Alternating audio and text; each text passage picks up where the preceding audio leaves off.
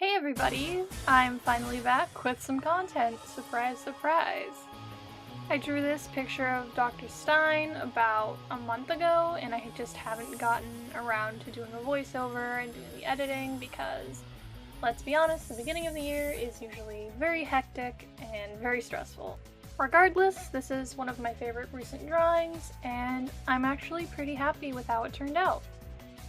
My friend Paige has gotten me into Soul Eater, which I know is now considered a very old anime, but we've had a really good time watching it, and it's the kind of show where you don't have to think a lot, it's just good old-fashioned fun.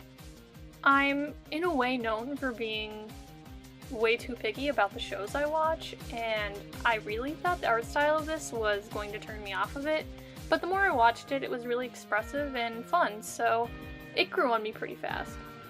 Drawing characters from shows with styles vastly different from mine is one of my favorite things to do, and Dr. Stein quickly became my favorite character in the series.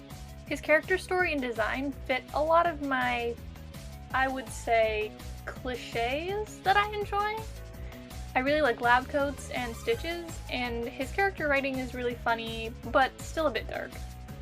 As you watch me draw, you might notice a few differences between my drawing and the actual design. A few I can list off the top of my head would be that the bolt is a bit different in size, his glasses are not exactly the same shape, and I gave his hair a lot more texture.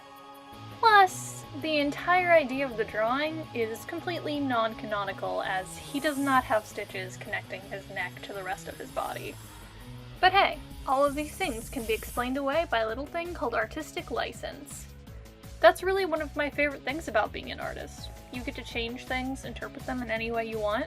As long as you're not stealing ideas or claiming anything that's not your own, you can pretty much have free reign. Of course, you may come across the problems of moral ambiguity or the general idea that no idea is actually original.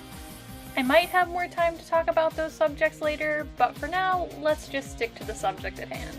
Learning to draw off a model sheet or using references is incredibly important to being an artist.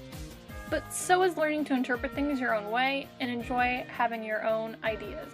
You'll notice that I spent a lot of time on this piece doing the soul splintering out of his neck, and as someone who doesn't do a lot of background work, I'd say it's probably the closest thing to a composed background that I've done in a long while.